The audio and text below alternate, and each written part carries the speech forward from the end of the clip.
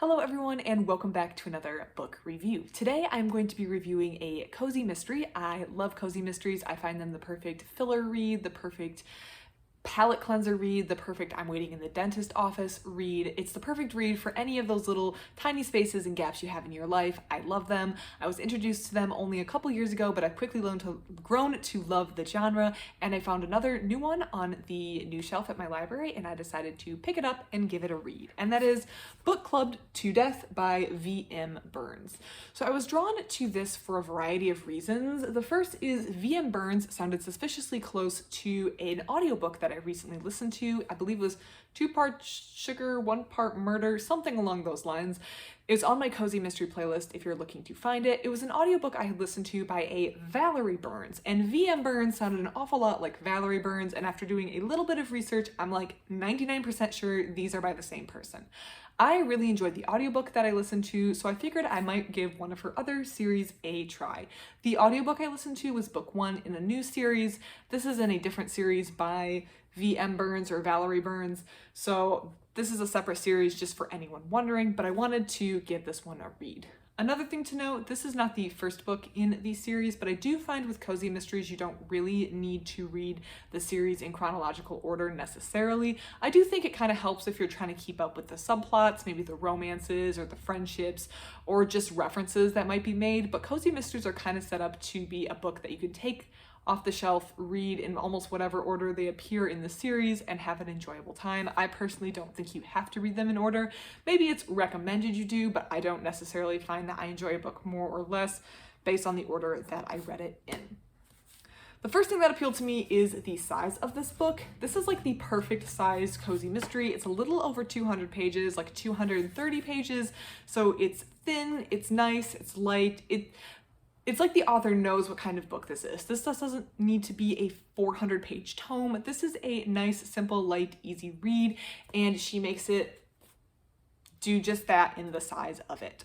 So this was my first entry in the mystery, or my first read in the Mystery Bookshop series. I have not read anything else in the series before, and I immediately liked it.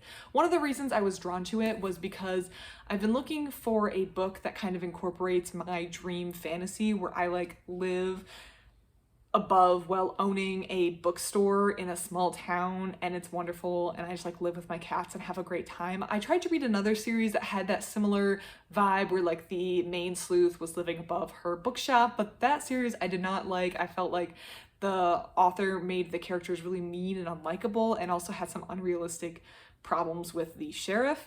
This one comes a lot closer to fulfilling my little ideal cozy mystery book than that previous series. So in Book Clubbed to Death, we are following our main protagonist, our sleuth, Sam. Sam is owning this bookshop. She's also writing her new book. She also writes these sort of mysteries, and at the beginning of the series, she's woken up because there's a storm coming through town. She has to go down to the basement, stay safe.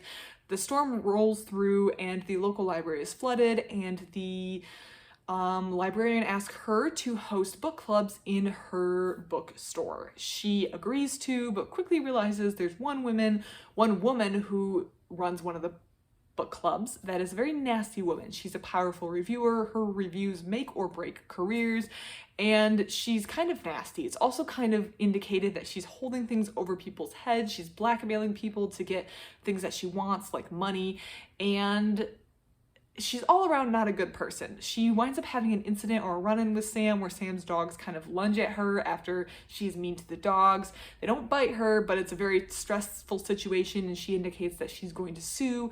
However, after receiving a mysterious phone call, this woman winds up dead in her shop. The police think it's her. She has a motive. She had access to the murder weapon, which was this huge book, hence the name Book Clubbed to Death. And basically it's up to Sam to clear her name before the cops arrest her and put her in jail for this murder, which she didn't commit. So that kind of gives us the reason why she's mixed up in this murder, and also how this woman wound up dead. There are people who didn't like her. She had a lot of secrets, and it's Sam unraveling this whole mystery. Of course, I don't want to get too much into the mystery because I don't want to give it away for those of you who do want to read it, but I did enjoy the book overall. Like I said, it was the perfect length. It was very enjoyable. It was very light. It was easy to read. The characters were likable in the series. The town was likable. The murder was interesting. I feel like maybe I was starting to pick up on who may have done it closer to the end, which I did find in her other audiobook too. I kind of had an inkling of maybe who did it, and usually I'm not really good at picking up on who did the murder, so that is something I have found with Valerie Burns, but it's not so blatantly obvious that it ruins the book for you. I like her writing style, I like the places that she creates, I like the main characters that she creates, and this goes for both books that I read, so I really have been enjoying Valerie Burns' series and books, and I'm definitely going to keep reading them in the future. I will say, if you have not tried anything by Valerie Burns, give her a try, because her stuff's enjoyable. I'm liking reading them. I'm having a good time reading them. I think they're just pleasant, enjoyable reads. And that's really all you can ask for from a cozy mystery. It's a pleasant, enjoyable read, and it's something to read in the evening, while you're working on something else, while you're waiting in the dentist's office, wherever you need a cozy mystery in your life, you can find a Valerie Burns book to fill that hole for you. I also like just the cover. I'm not a huge dog person. I don't dislike dogs, but I'm more of a cat person. But I did like the dogs and the colors on the bookshelf and everything. I did like it.